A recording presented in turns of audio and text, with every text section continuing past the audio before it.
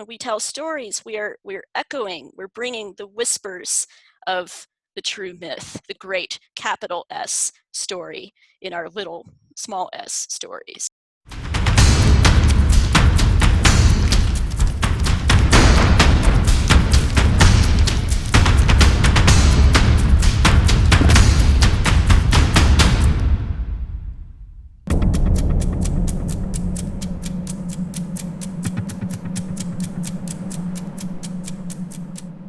Today on Reset, we are going back to the beginning with Esther O'Reilly. She is a writer, an academic, and a cultural critic who's been engaging with the meaning crisis, and she's sometimes been likened to a female Douglas Murray. Esther, why do people liken you to a female Douglas Murray? Well, it may have something to do with our shared ingrained addiction to truth-telling. It may also have something to do with our shared obsession with T.S. Eliot, perhaps. Okay. But so, yes, any one of those things. But I think we have similar styles in various ways. Yes, truth-telling with an edge, and, you don't mind tripping over the landmines, to use Douglas's phrase. Right. So you kind of came across my radar a number of years ago with the rise of Jordan Peterson, and you started writing about him and how he was engaging with what's come to be known as the meaning crisis. What was it about Jordan Peterson that was resonating with you? I think he just struck me as a really singular character, a singular communicator, like nothing that we'd ever really seen on the cultural stage. And he combined a boldness with a vulnerability, I thought, and a very deep care for the human individual. And he was able to convey that in a very compelling way, I thought. And so I just began sort of binging all his work and discovering these different facets of him. And then people seemed to like what I wrote about him, and that's how I sort of took off in my own small way, I suppose. Brilliant. You're a blogger. You call yourself the Young Fogey. That's such a great name. Yeah, a bit of a British feel to it, I think. Yeah. Young Fogey. And what did you make of, the fact that Jordan Peterson was taking to the stage in Toronto and lecturing to packed-out theatres, and then you ask the question, what is it that he's actually discussing on stage to full theatres full of eager learners? And it's the book of Genesis. It's Old Testament stories. How do you think that gains an audience? Well, I think Peterson was able to bring his psychologist's eye to the stories and bring them to life in a way that made them seem fresh and apt to the struggle of the human individual today, to where it wasn't just some dry accounts in an old book. It was saying something about the nature of man. It was revealing something about ourselves to ourselves. And so he could look at the story of Cain and Abel or the story of Jacob and then somehow weave it together with things that he had seen in his own life and his own career and people he had known, and weave it all together in this compelling fabric, which then compelled people to take action, to want to better themselves, to pick up their damn cross, as he put it, and seek the meaningful life. Right.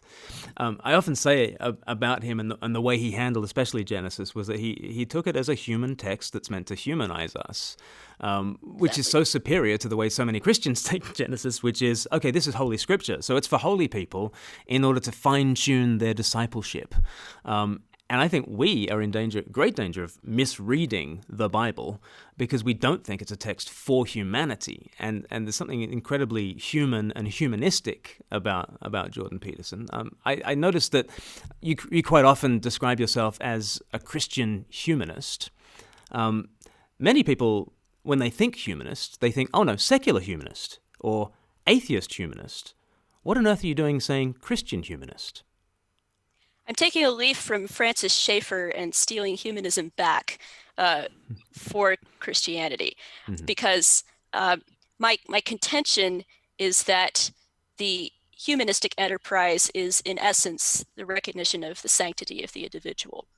And one can't have sanctity without a sanctifier. Hmm. And so this is my intention with Christian humanism, and I do understand the hesitation, the uh, the suspicion, so to speak, that hangs about the phrase humanism, and that's the fault of the people who have hijacked it for their own, ultimately, ironically, quite anti-human purposes in many cases, um, particularly when they use it to argue for assisted dying or abortion rights or that sort of thing. It wraps around and actually devours the sanctity of the human individual. And Hmm. so I understand why Christians shy from it, but I think there's an opportunity to reclaim it and say, no, well, this is what humanism was about all along, and this is how we can claim it back for ourselves. And do you think historically that is the case? I mean, Calvin, for instance, was a humanist. He was from the humanist schools. It does have Christian origins when you look at it historically, wouldn't you say? Yes, and Yeah. and I think Tom Holland, of course, has documented this beautifully in Dominion, um, speaking about the Christian Revolution, which is Hmm. a humanistic revolution. Right, right. He's got a great phrase in Dominion where he talks about the Declaration of Independence and the inalienable rights that we have, and that all men are born equal and that sort of thing. And he says all these things trace back to the book of Genesis. And Right. he's very clear about that as an historian, as a secular historian. Can you help tell that story for us, Esther? Like how do you get from Genesis to the Universal Declaration of Human Rights? It's a long story to tell, so I'm not asking for a 10-word summary, but The how do you very, get? very short version. Yeah, this the very short Yes. version. Yes. Well, I've been enjoying Rabbi Jonathan Sack's new book, Morality, recently, and he's got a neat way of putting this. He said if the pre-monotheistic religions consecrated the social structure, monotheism consecrates the individual. And so it's the confrontation of the single God with the singular person.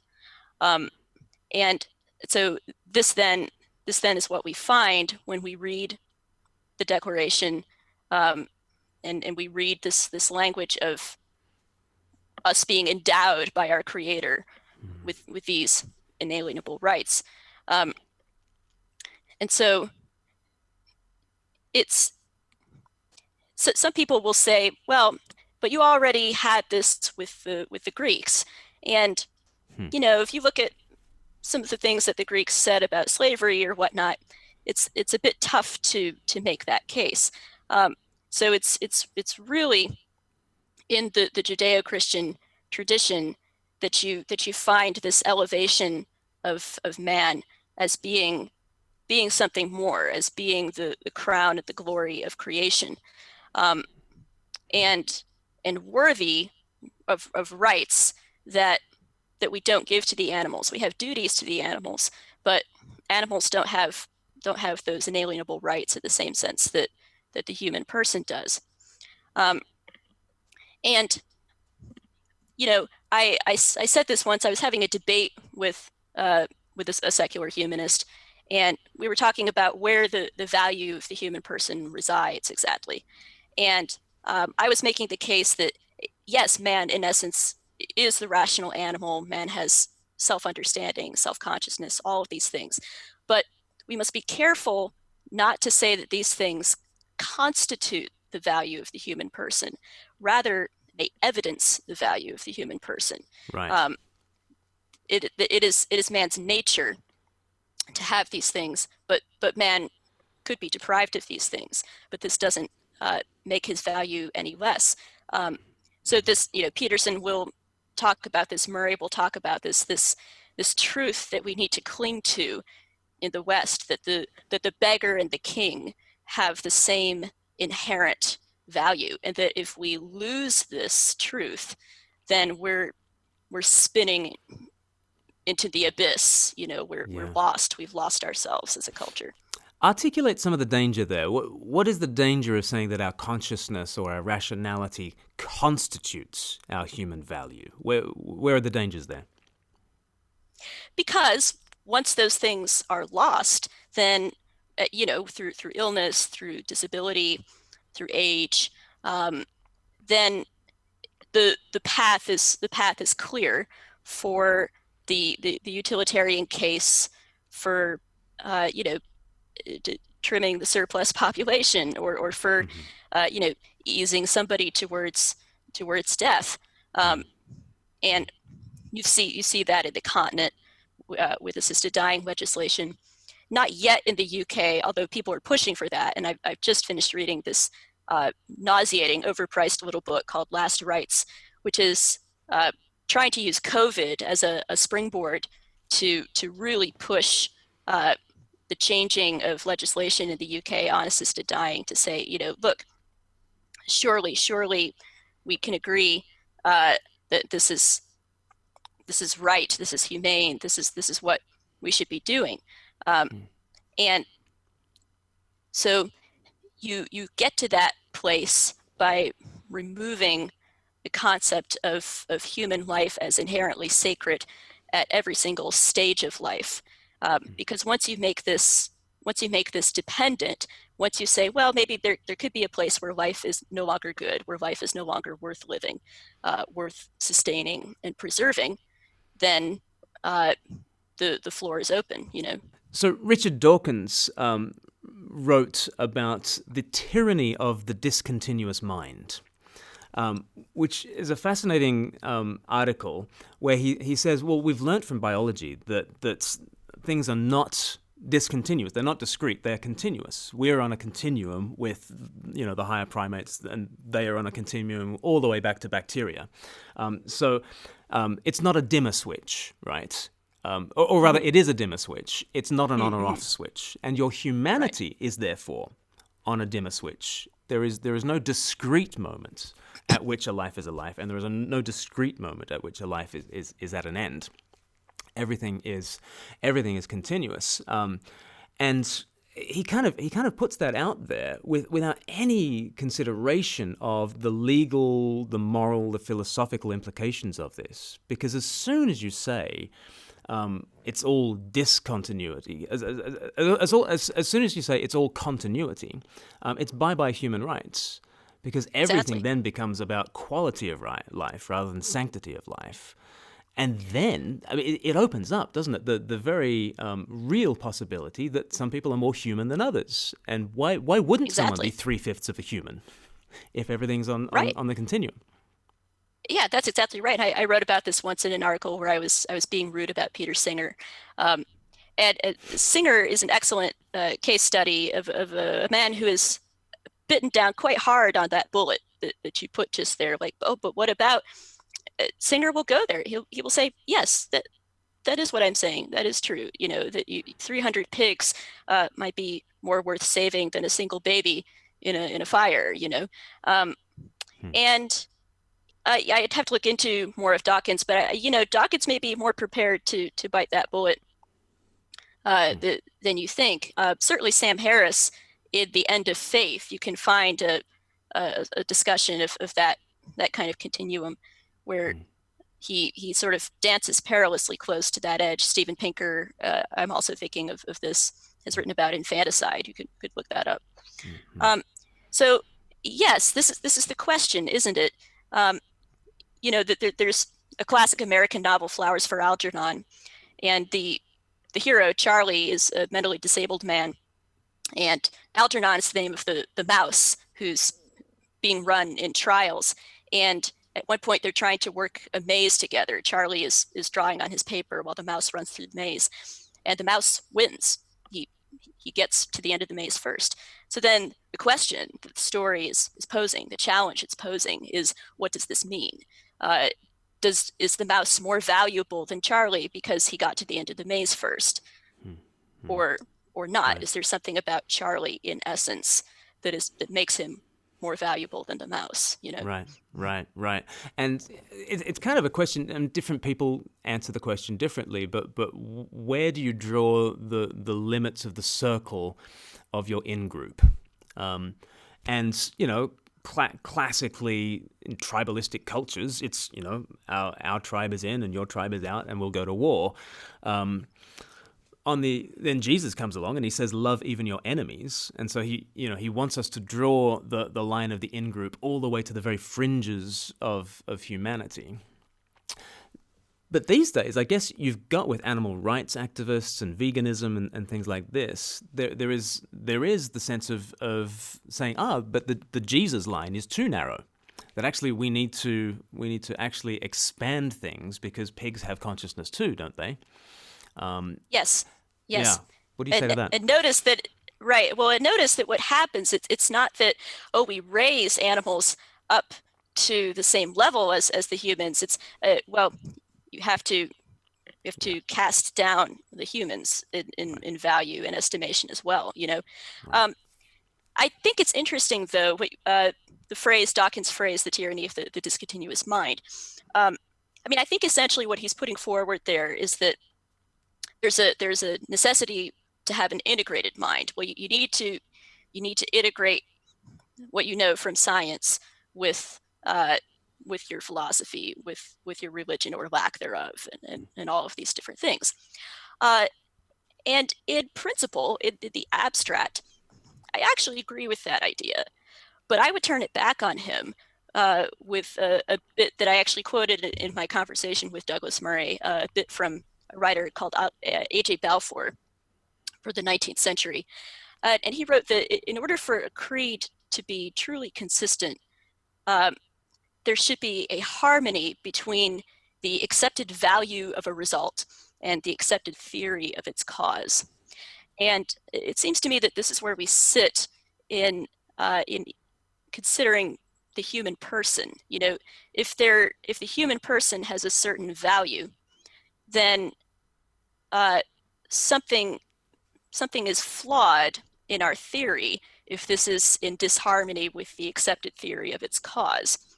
And we could view this as a kind of reductio, and this is something that Murray has written about when he says, you know, look, if we can't hash out a secular philosophy of the sanctity of the individual, then it's almost like you have to go back to faith, whether you like it or not.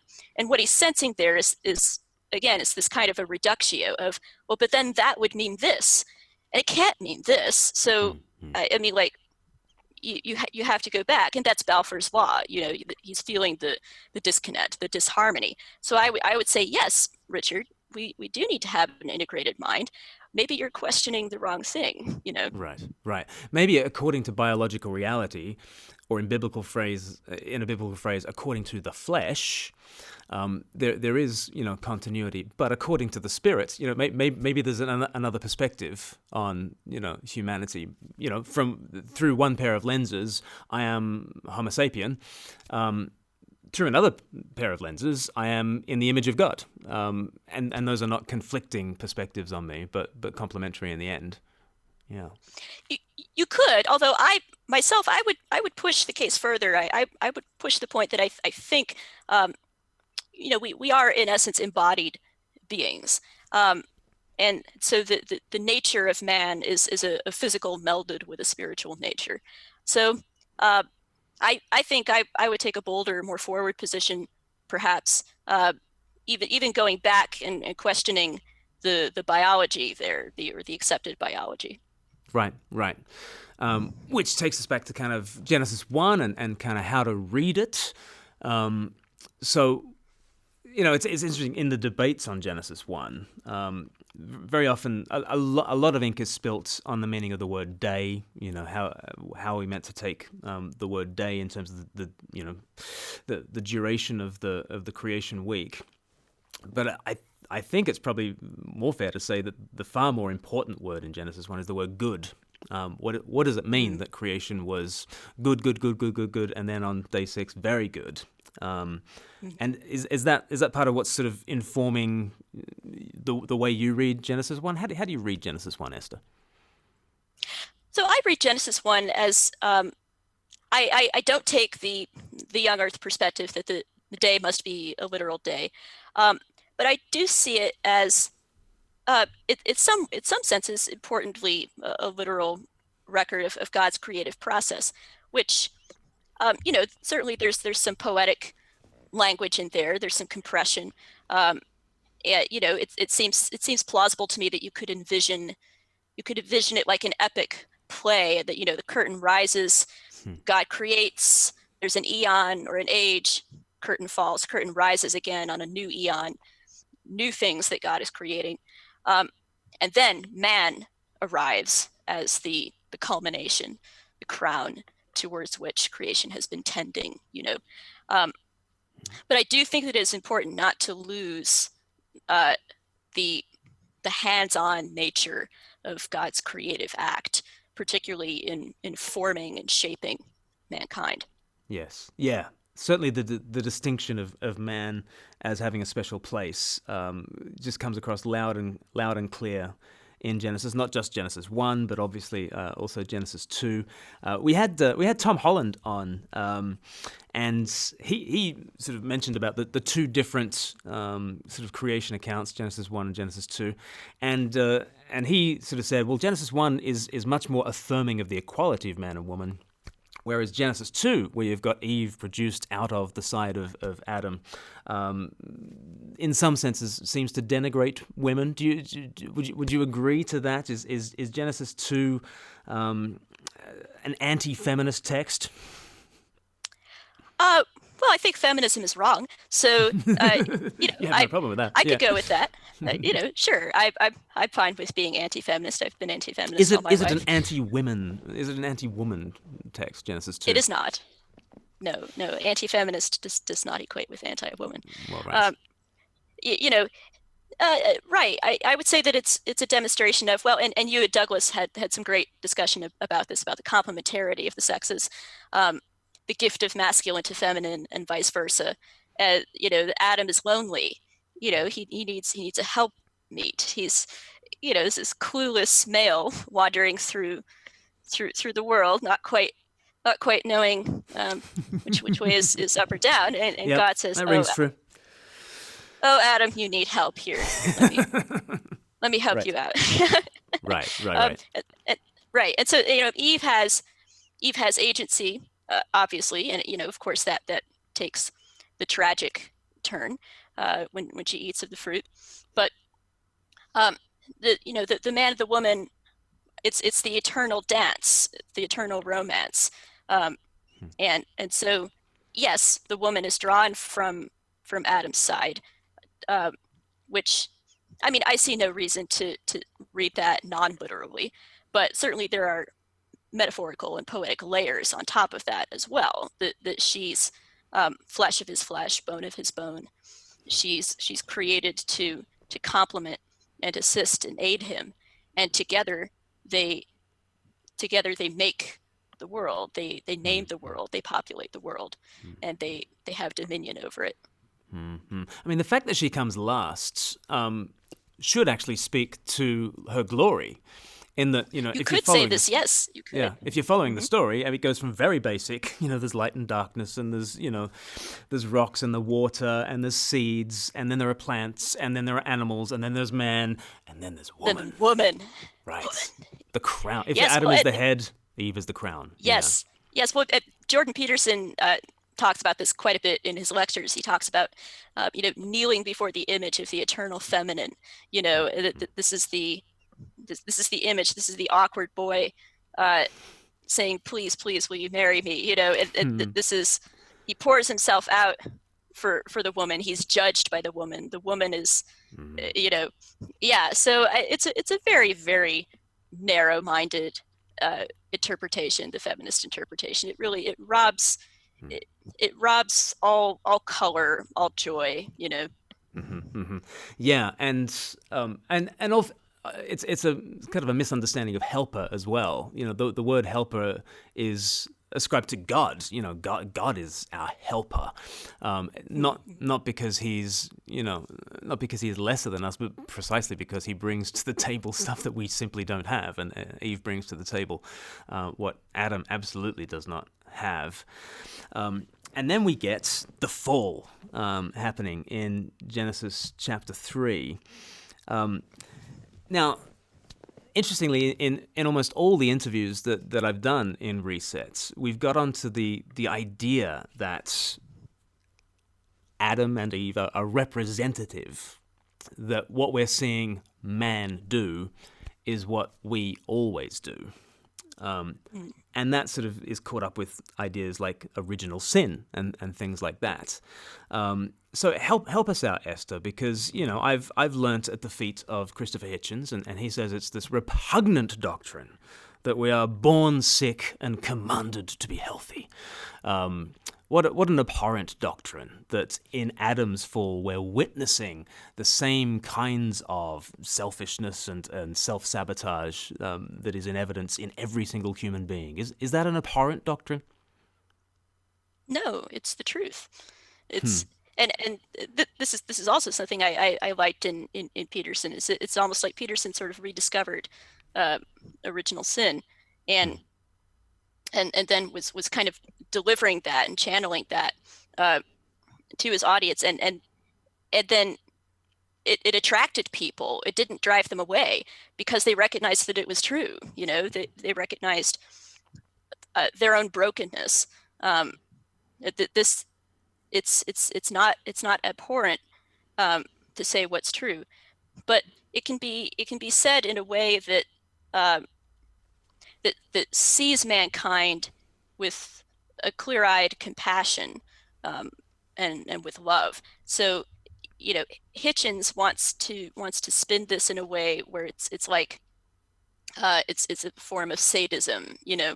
Um, it's just like torturing mankind with this impossible task, um, but it's not impossible.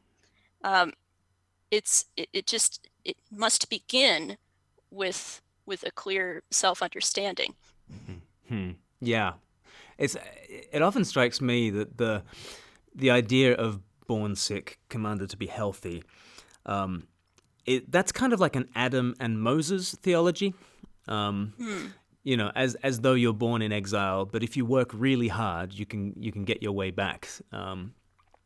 Whereas actually, Christian history has taught an Adam and Christ theology, in which the answer to our human condition in Adam is found in Christ, who is a savior figure, not just a lawgiver, but Right, one who. right. So it's not born sick, commanded to be healthy. It's born sick, offered the doctor. Yes, born sick, healed, offered healing. Right. Right, yeah, and in a very NHS kind of free at the point of access kind of a way.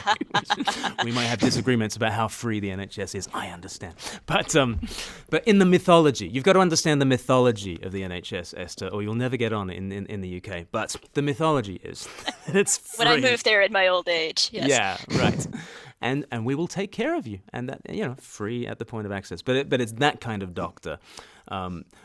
To whom for him your only qualification is your sickness. The only reason you end up at the doctor's is because you're sick, and therefore you're born with the qualification.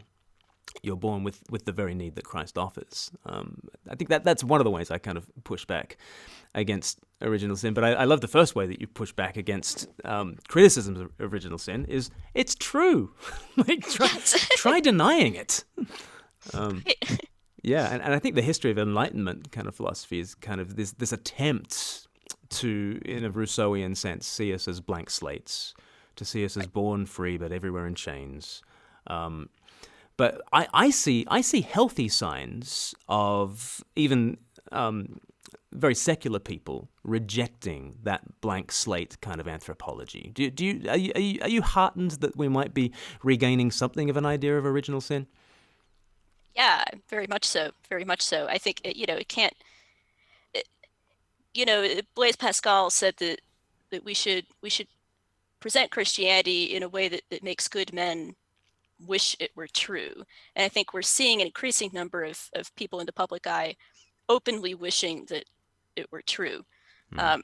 and discovering by the natural light, so to speak, these fundamental human truths of the human condition. Right, right.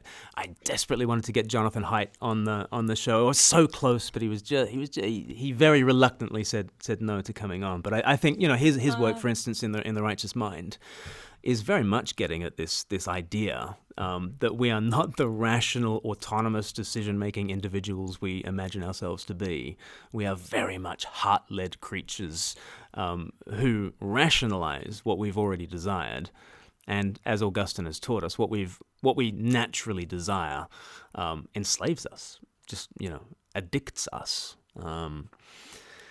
and therefore we will require a solution to the human condition that is not simply thinking clear thoughts or making rational decisions. You just mentioned something about the natural light. Tell me more about your understanding of what it is that all people are capable of knowing about the truth just by the natural light. And how do you then integrate that with your understanding of faith and scripture and revelation? How do people go from the natural light to Christ, the light of the world? What would you say? Well, exactly as you say, we have two books, so to speak, two places where we encounter God: the book of nature, the book of Revelation, and these things are in harmony. Back to Balfour's law, they complement each other, and so I think as I understand the natural light or natural law, there are things that we can perceive in the telos, or the purpose of mankind, of the human body, the human mind, and we don't need revelation to perceive those things, to sense that human beings are valuable, or to sense that there's something glorious and mysterious. I mean, what does Hamlet say? What a piece of work is man?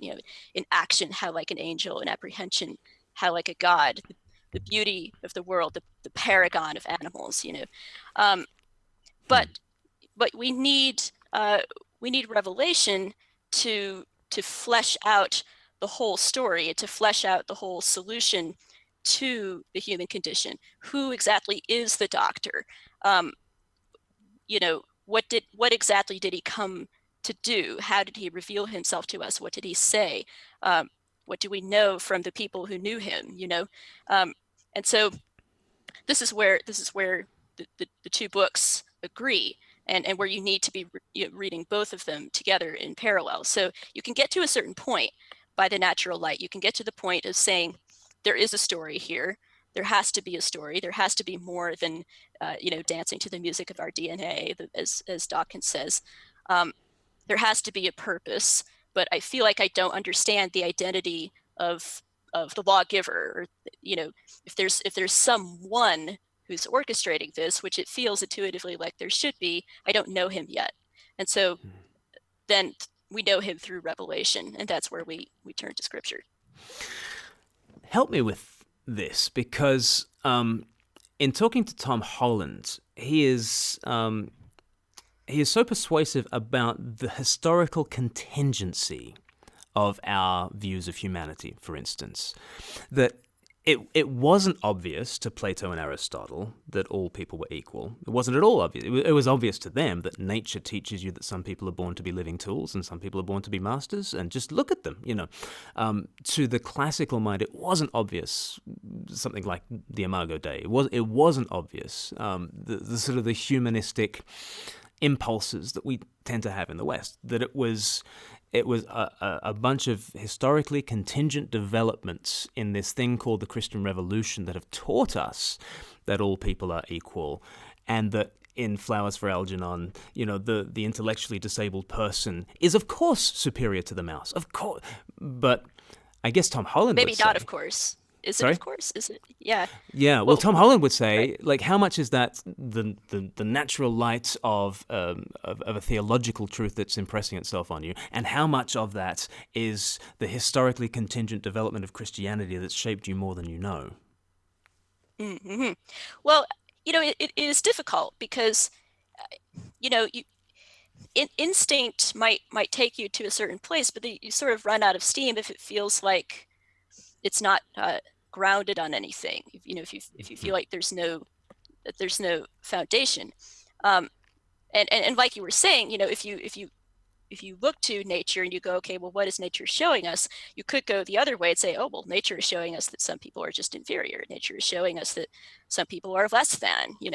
Um, and so this is where you need the historically embodied example of Christ, Hmm. um, to come down and to show us through, by being the perfect man, by loving the outcast, and by presenting to us the person who's been thrown aside as worthless, and commanding us to love him, and also even commanding us to love our enemies. um, there's a reason why we need the command. um, and people will scoff at the idea of commandments, and the Ten Commandments also, like, well, why do we need to be told to do things that we should know that we should do anyway? It's like, but do we though? Hmm. do, Right. do we know not to envy, for example? I mean, it seems we do it an awful lot. um, Hmm. Hmm. and so yeah, that's the thing. That's why you need revelation in the end. You need that historical grounding. Yeah, I mean, Calvin's got that lovely line about the scriptures are like the spectacles that you put on, with which you see the world. So it's not that you bury your head in the book and do not see the world, but Right. neither is it that you can see the world purely, as though you have 20/20 vision. We don't have Hmm. 20/20 vision, largely because, as Augustine told us, we're so introspective, we will just look to ourselves the entire time. So it's not a case of scripture or natural revelation, but it is the scriptures through whom we interpret the world. Hmm. And in this sense, we start to see properly. But I love that you made it more Christocentric there. Yes, yes. That it's through the lens of Christ that we begin to see things. Help us out. If let's say I am somebody who is engaged with the meaning crisis, and I listen to John Vervaeke, and I'm subscribed to Paul van der Klee, and I think he's all right. He's a Christian, and he's trying to engage the meaning crisis too, but I'm not quite sure where I line up. I wouldn't call myself a believing Christian. What would you recommend somebody do in order to engage with the Christian story? Read the Gospels. Mm-hmm. The first thing. It's a very, seems almost trivial, sort of simple, but like, sit down with the Gospels and just read them as if you were reading a story, um, and consider the person of Christ. Um, how does he strike you? Because I hear often that it's it, Christ is this utterly compelling figure, um, and there's something about him that feels authentic. It seems to have the ring of truth about it, and uh, more generally, I think that the gospel stories have the ring of truth. Um, look at these scattered details. Um, the these things that almost sort of accidentally complement each other, where it feels like reportage. It feels like people who are trying honestly to write about something they saw, something they lived, something that their eyes had seen, that their hands had handled. Mm-hmm. Um, and then ask yourself, if this were true, what does it mean? What does Mm-hmm. it mean for me? Uh, what does it mean for my own life? Um, and ask yourself if you want it to be true. You know, Hmm. um, you know, if this were true, would I accept it? You know, Hmm. um, now, the much ink has been spilled, of course, that, oh, but, we can't really, the Gospels aren't actually in here. Let me drop a pile of books on your desk that explain why, you know, that this is a sort of a simplistic idea of the Gospels. And, I'm prepared to get to that and to kind of argue against that. But I mean, I would encourage people as much as possible to try to come to the Gospels fresh, um, because um, I think the simplest explanation really is the best, the most elegant explanation. Huh. Um, and I think Christ still has the power to compel. Yeah, it is that Pascal thing. Make good men wish it were true, and then show them that it is. So what is it that's okay? So I'm opening up Scripture. I'm opening up the Gospels. I'm encountering Christ. I'm seeing in Him something that just seems self-evidently true. Something that seems here seems to be ultimate reality showing up in person. What would that mean? You say ask yourself what would it mean if it were true? What would it mean if I basically saw that Jesus is who he says he is, or at least I trust him about his own self-report. All right, you think you're the Son of the Father, you think you're Lord, you think you're it. What does that mean for me? It means that you must follow him, um, Hmm. because you have no other help. Um, you have no other arm to lean upon in life's little day, life's ebb and flow. Um, this is the rope to which you must cling, and you must see yourself as that drowning man, um, and and then the rescuer who holds the rope out to you is asking you to trust him. And so, if Jesus is who he said he was, if he did these things, then he has proven that you can trust him. Um, that you if you take the rope and you don't let go, that you will be saved. Um, and so that is what it would mean. It would mean that this is the place to which you must direct your devotion, your worship, um, and that under this, all other loves find their proper place. They find their right ordering, because this is the great love that encompasses them all. Mm. A very hearty anthropology there. Yeah. Um, so let's just finish by considering. Okay, so that's for those who might be interested in Christian faith. They're on the outside peering in. That is fantastic advice. Let's pick up a gospel. Let's look at Christ. Ask ourselves, who is he, and if he is who he says he is, what does this mean for me? Very good advice. Now, can you help us if we're Christians and we seek to reach out to a world that is experiencing a meaning crisis?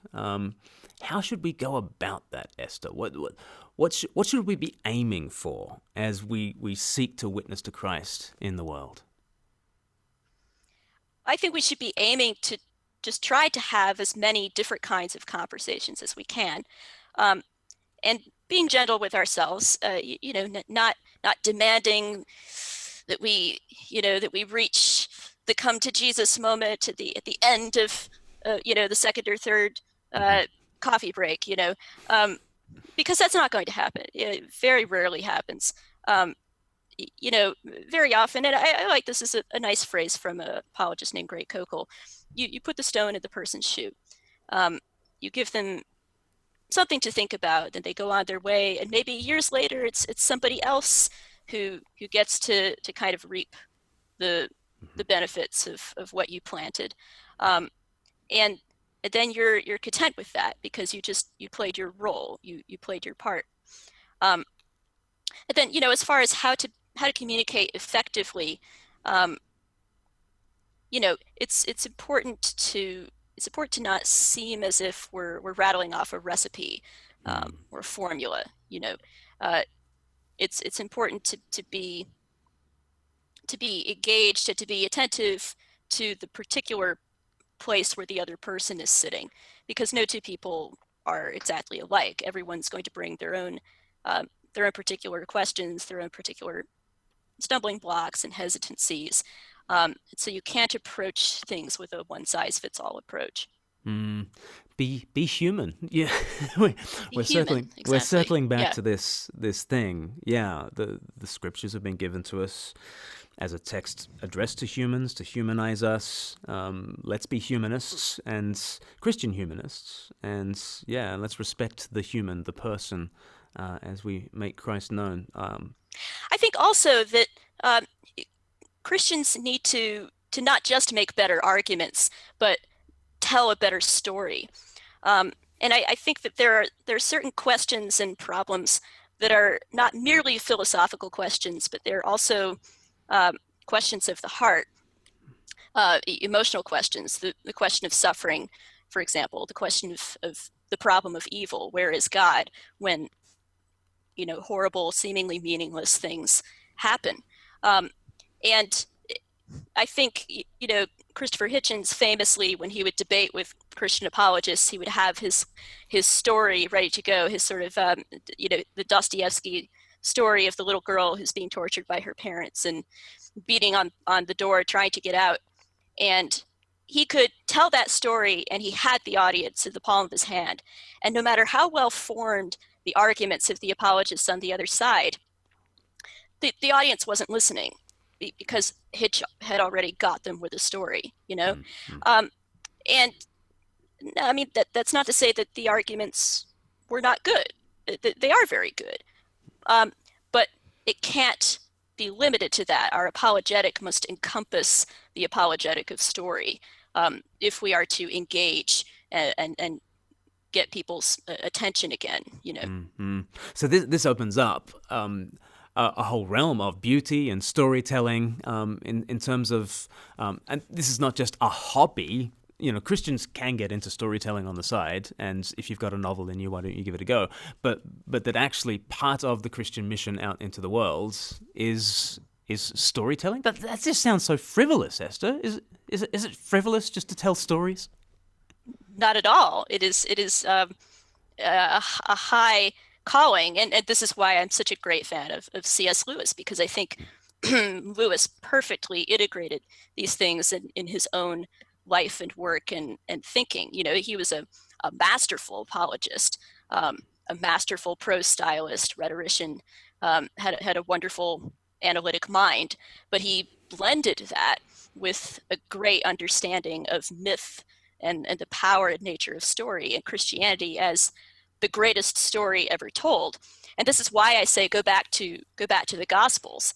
Go back to, I mean, just so many scenes. The scene in the Last Supper when Judas, uh, Jesus knows what Judas is about to do, and he says, "What thou doest, do quickly." And that moment in John when he opens the door and John says, "And it was night." Mm. And you see it. It's like you're placed in that moment. It's so electrifying. It's so.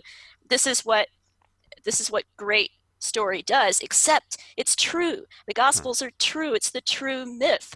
And so, when we tell stories, we're echoing, we're bringing the whispers of the true myth, the great capital S story in our little small s stories. Right, right. It was 89 years ago this month when C.S. Lewis and J.R.R. Tolkien had that famous conversation in which Lewis said, the great stories, the myths, they are lies, even though breathed through silver, which is Yes. a wonderful Lewisian phrase. And then Tolkien said, no, they are not lies. Yes. And there's Yes. the turning point for C.S. Lewis. He from that conversation, as Tolkien tells him, well, don't you understand about fairy stories? This is the myth that really happened. And Lewis went and read the Gospels, as you're telling us to do, Mm-hmm. and within months he's a Christian. Bang. Yes. Yes, and then Lewis, that wonderful passage in his essay where Lewis goes, "Look, I've read myth. I know what myth looks like. I've studied it. But this is not that. This is something else entirely." Um, Yes. and so, Not yeah, less than a myth in that massive drama that you inhabit sense. yes, Not less than, right, but more than a right, myth. Yeah, the myth exactly. that Yes, happened, yes, and and really there. And Tom Holland is just so fascinating when he talks about his journey. He talks about surrendering to the story. yes, He's come to see the grand drama that Christianity brings to the world. Very peculiar, absolutely unique. This Christ-shaped story, and he's at this stage he's kind of willing to park the historicity of it and saying I'm surrendering to the story, which I think puts him in quite a Lewisian situation. I think it's kind of as Lewis left that conversation with Tolkien, he was basically saying, okay, it would be wonderful if it were true. I wish it were yes. true in that Pascalian sense. Yes, and I am currently trying to play the Tolkien to Holland's Lewis. I occasionally will, nudge him, send him bits of things, and he's always extremely gracious in replying. So I very much appreciate that about Tom. Tom's a wonderfully open, generous guy in that way. So I have hope. I have hope that we will, it's Chesterton's twitch upon the thread. Yes, pulling him pulling him along. Yeah, absolutely, absolutely. So, if people want to pull at the thread of Esther O'Reilly and figure out how to catch up with you online, how should they go about that? So my Twitter is Esther of Riley. That's is my handle. That's where I mostly post these days. And then I have a blog at Patheos Young Fogey, which I'm woefully behind in updating. Um, but I do occasionally update it so that they don't archive me and shut me down. Um, so yeah, those are my two main places. You can also read a bit of. I have some work out in print. I actually contributed to an essay anthology called Myth and Meaning in Jordan Peterson, which is put out by Lexham Press, edited by Ron Dart. And you can find a number of great essays there on Peterson's thought. And then my own essay is entitled The Image of Christ, Jordan Peterson as Humanist, which kind of pulls together some of the threads we've been discussing here. Brilliant. That would be a great way for people to follow this up. Esther O'Reilly, thank you so much for joining us on Reset. Thank you, Glenn. It's been a pleasure.